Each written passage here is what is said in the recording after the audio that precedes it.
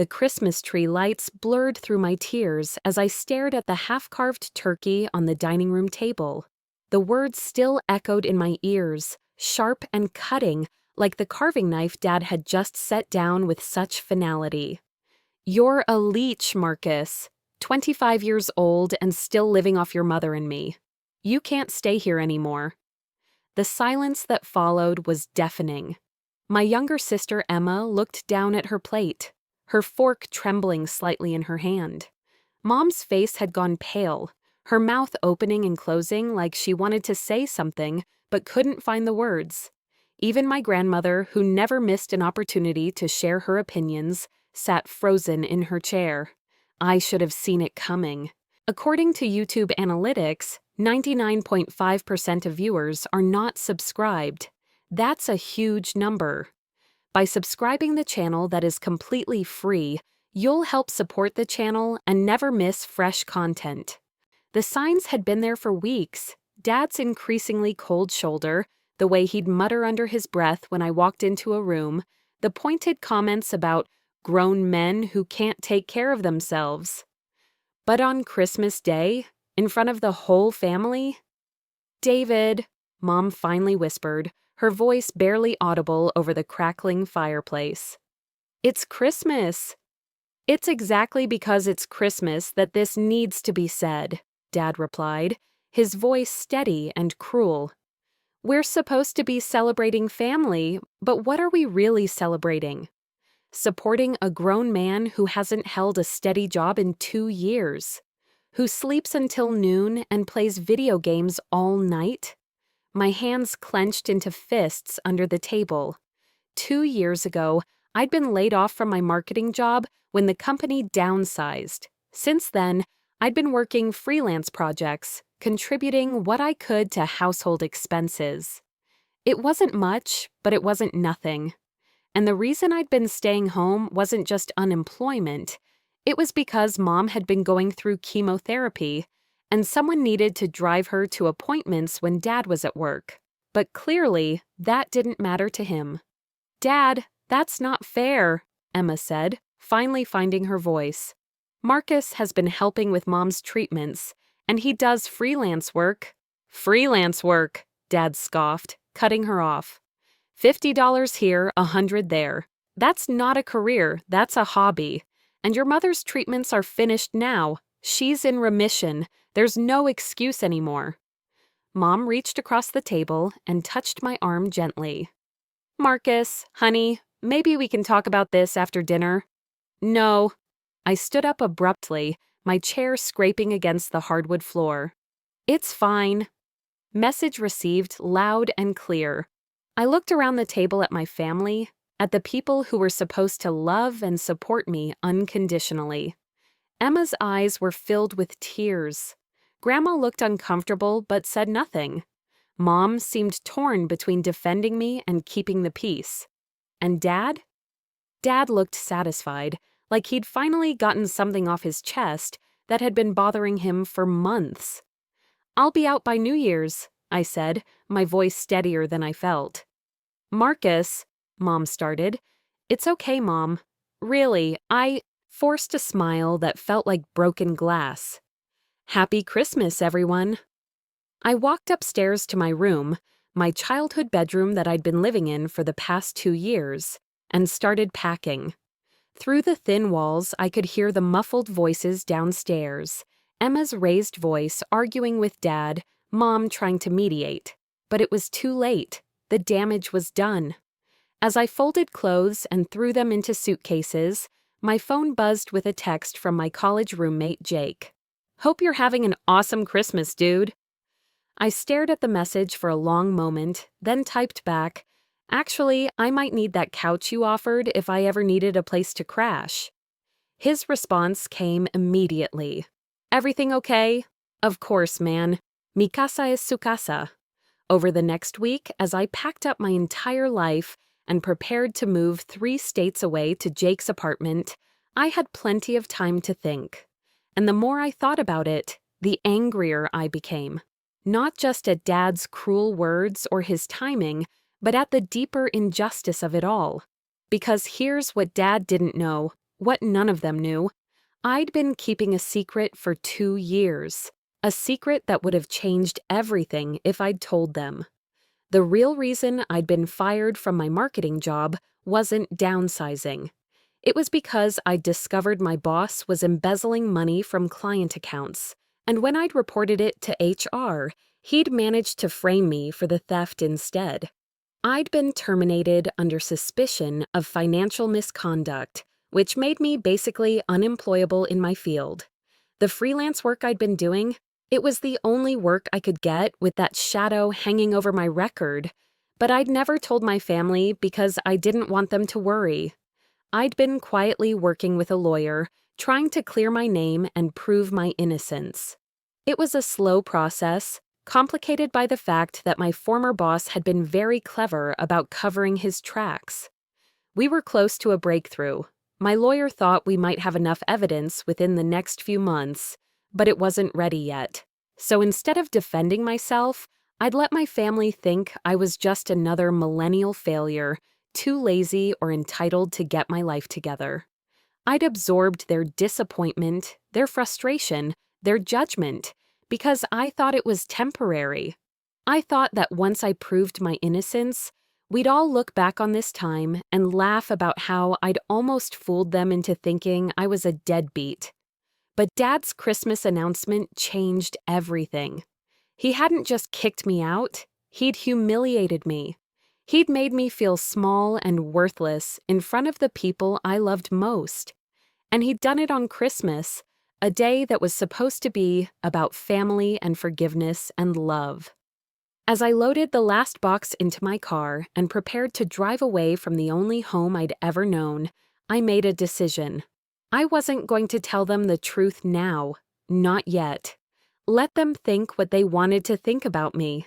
Let Dad feel justified in his cruelty. Because when the truth finally came out, and it would come out, the impact would be so much greater. Jake's apartment was small but comfortable, and he was as generous as he'd always been in college.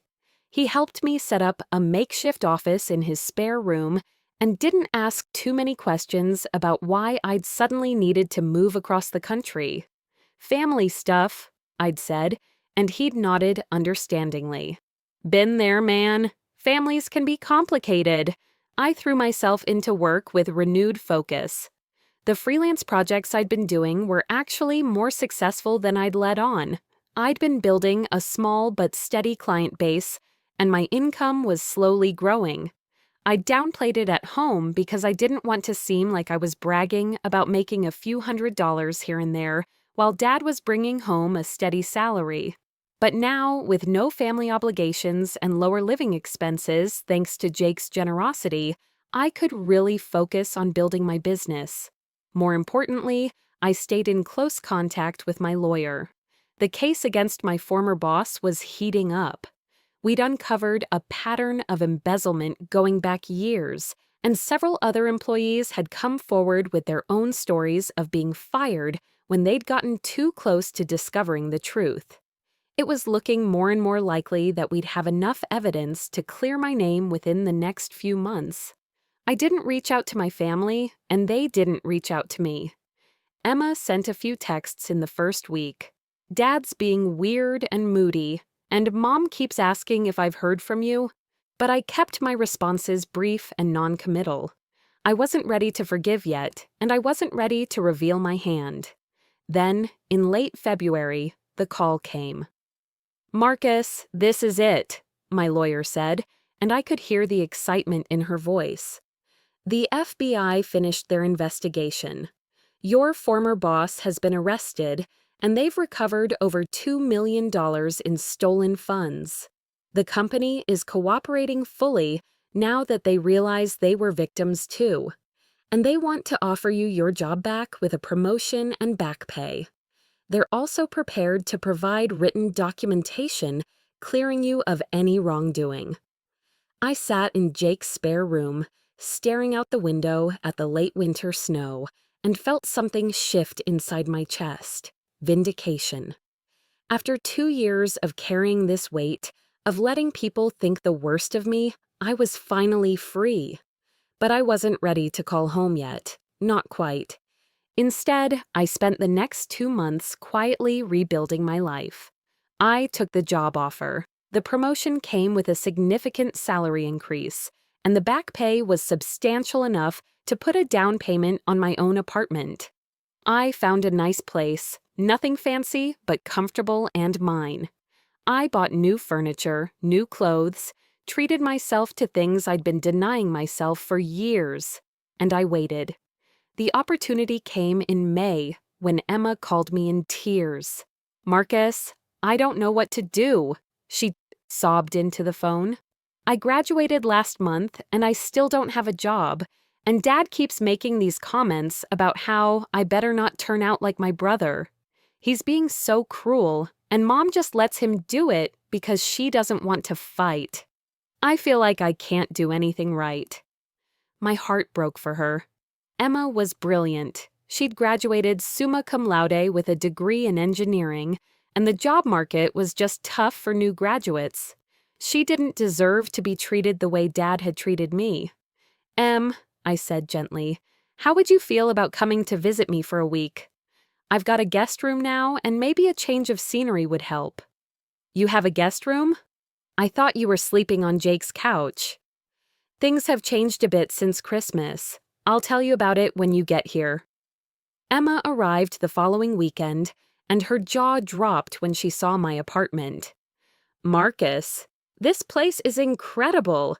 How did you afford this? And oh my God, is that a new car in the parking spot?" I made her coffee and sat her down on my new couch, and then I told her everything. About the embezzlement, about being framed, about the lawyer and the investigation and the vindication, about the job offer and the back pay, and how I'd been building my life back up from nothing. She listened with growing amazement, and when I finished, she was quiet for a long moment. "So, when Dad called you a leech at Christmas dinner," she said slowly, "I was 3 months away from being completely exonerated and getting my career back on track. And you never said anything because I didn't want anyone to worry. And then, after what Dad said, because I realized that the truth would be more powerful if it came out after everyone had already formed their opinions about who they thought I was." Emma stared at me. "You've been playing the long game." "I prefer to think of it as letting people reveal their true character." She stayed for a week, and by the time she left, she was a different person. Confident again, hopeful about her future, and she was carrying a secret. I'd made her promise not to tell anyone about my situation yet. I wasn't ready for that revelation. Not until the moment was right. The moment came in October at Emma's birthday dinner. Mom had called to invite me, sounding hesitant and unsure. "I know it's been a difficult year," she said carefully, "but Emma really wants you there. And it would mean a lot to me, too." "I'll be there," I said simply. I drove back to my hometown that Saturday, and when I pulled into the driveway of my childhood home, I saw Dad washing his 15-year-old Honda in the garage. He looked up when he heard my car door slam, and his face went through several emotions: surprise, confusion, and something that might have been shame. My car was a new BMW. Nothing too flashy, but clearly expensive and clearly new. "Marcus," he said, setting down the sponge. You look good." I was wearing a tailored suit. I'd come straight from a client meeting, and I knew I looked different than I had 10 months ago. Confident, successful, like a man who had his life together. "Thanks, Dad. You too." The awkwardness stretched between us like a physical thing, but I didn't try to fill it. I just walked past him into the house, where Mom was setting the table for Emma's birthday dinner. "Oh, honey," she exclaimed when she saw me, rushing over to give me a hug. "You look wonderful, and so different." Emma appeared at the top of the stairs, grinning. "Marcus, you made it." Dinner was tense at first. Dad kept shooting glances at me, clearly trying to figure out how I could afford the car and the suit and the general air of prosperity that surrounded me. I made polite conversation about Emma's new job. She'd found a great position at an engineering firm 2 weeks after her visit to see me. Asked about Mom's health, still in remission, thank God, and answered vague questions about what I'd been up to. "I'm doing well," I said. "Really well, actually." It was after dessert, when Emma was opening presents, that Dad finally worked up the courage to ask directly, "So, Marcus, what exactly is it that you're doing now? For work, I mean." I took a sip of my wine and met his eyes across the table. "I'm a senior marketing director at Mitchell & Associates. Maybe you've heard of them? They're one of the largest consulting firms in the region." Mom's fork clattered against her plate. Dad's face went very still. "Senior marketing director?" he repeated slowly. "Yes. I was actually recently promoted from my previous position as marketing manager, which I'd held since March." "Since March," Mom said faintly. "But how?" And that's when I told them everything. I told them about the embezzlement, about being framed, about spending 2 years fighting to clear my name while watching my family lose faith in me. I told them about the FBI investigation, about my boss's arrest, about the company's apology and the job offer with back pay. I told them about rebuilding my life from nothing while they assumed I was just a failure who couldn't get his act together. By the time I finished, Mom was crying silently, and Dad looked like he'd been hit by a truck. "You mean," Emma said, even though she already knew the story, "all those times Dad called you lazy and worthless, you were actually fighting to prove your innocence?" "That's right." "And when he kicked you out on Christmas, you were 3 months away from being completely vindicated?" 3 months, 2 weeks, and 4 days, actually. The silence that followed was profound. Dad stared down at his hands, his face flushed with what I hoped was shame. Mom reached across the table toward me, but I didn't take her hand. "Marcus," she whispered, "why didn't you tell us? We could have supported you, helped you through it." "Could you have?" I asked quietly. Because from where I sat, it seemed like you'd already decided who. I was, Dad especially. I looked directly at him. "Do you remember what you said to me last Christmas? In front of everyone?" He nodded, still not meeting my eyes. "You called me a leech. You said I was a grown man who couldn't take care of himself. You kicked me out of my childhood home on Christmas Day, in front of my dying grandmother, while my sister watched." My voice was steady, but there was steel in it.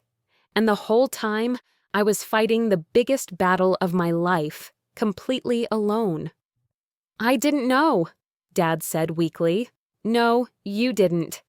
Because you never asked. You never wondered if there might be more to the story. You just assumed the worst about your own son and acted accordingly." Emma reached over and squeezed my hand. "I'm so proud of you," she said, "for fighting for yourself when no one else would." The evening ended awkwardly, with promises to talk more soon and work things out. But I could see in Dad's eyes that he finally understood what he'd done, the magnitude of his cruelty, the injustice of his assumptions, the way he'd abandoned me when I'd needed support the most. I drove back to my apartment that night feeling lighter than I had in months. The secret was out. The truth was finally in the open. And everyone could see exactly who had been right and who had been wrong. But the real victory came 2 weeks later, when Dad showed up at my apartment unannounced. He stood at my door looking older than I'd ever seen him, holding a manila envelope in his shaking hands. "I've been thinking about what you said," he began without preamble, "about how I never asked if there was more to the story, about how I assumed the worst." I stepped aside to let him in, curious despite myself. "I hired a private investigator," he continued, handing me the envelope. "I wanted to understand exactly what happened to you, what you went through. I thought maybe if I could see it all laid out, I could, I don't know, understand how badly I failed you. I opened the envelope and found a detailed report of the entire situation, my former boss's crimes, the investigation, the other employees who'd been fired for getting too close to the truth. It was all there, documented and verified by a professional.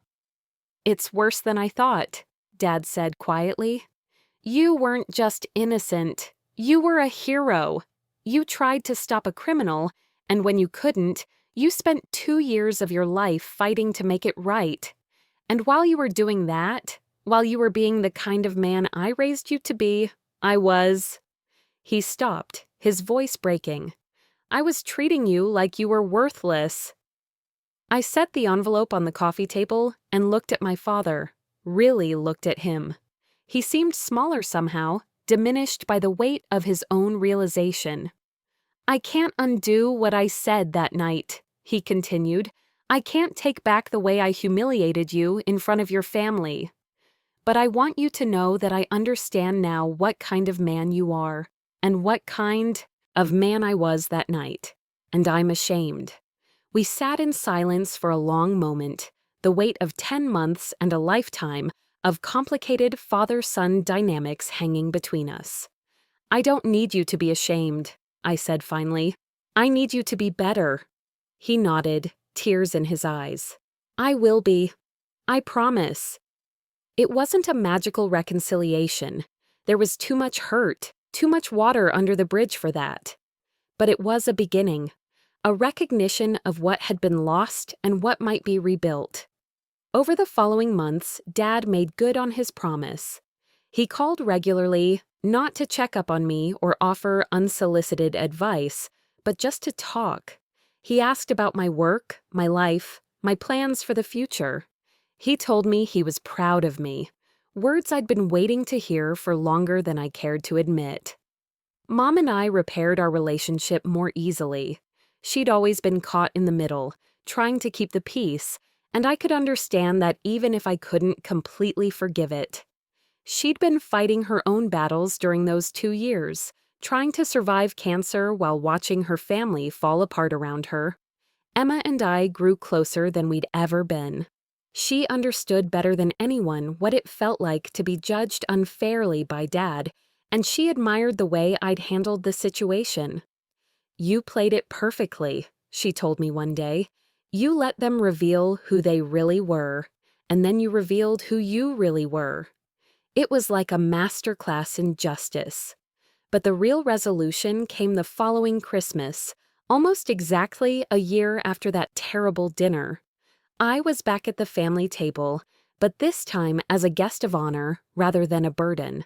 Dad carved the turkey and served me first, a small gesture that spoke volumes. Mom had made all my favorite dishes. Emma sat beside me, beaming with pride at her successful, vindicated older brother. And when Dad raised his glass for a toast, the words he spoke were different than anything he'd said before. "To family," he said, looking directly at me, "and to the kind of strength and integrity that doesn't need to prove itself to anyone, but always does in the end." I raised my glass and met his eyes. "To second chances," I replied. As we ate and laughed and shared stories around that same table where I'd been humiliated a year before, I realized that my revenge had been more complete than I'd ever imagined. Not because I'd hurt anyone or gotten anyone back, but because I'd let the truth speak for itself. I'd let people's actions reveal their character, and then I'd shown them who I really was. Dad had learned that his son wasn't the failure he'd assumed, but a man of integrity who'd fought quietly for justice without asking for credit or sympathy.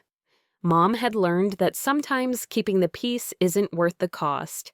Emma had learned that sometimes you have to stand up for what's right, even when it's uncomfortable. And I had learned that sometimes the best revenge isn't revenge at all. It's simply living, well enough and truthfully enough that the people who wronged you have no choice but to confront their own mistakes. The Christmas lights twinkled on the tree, just like they had a year ago.